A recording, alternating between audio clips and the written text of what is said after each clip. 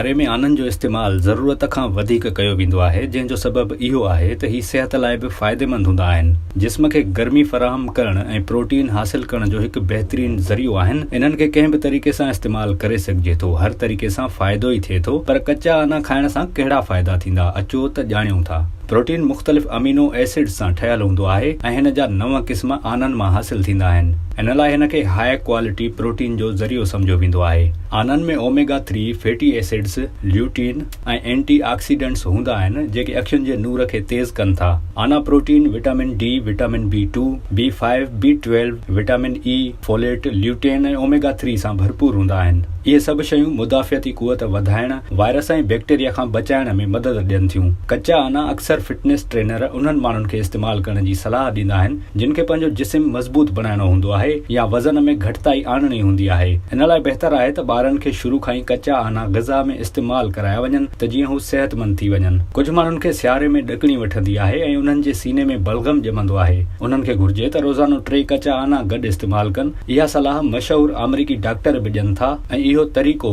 थधे मौसम में माण्हुनि खे बचाइण जो हिकु सस्तो तरीक़ो आहे।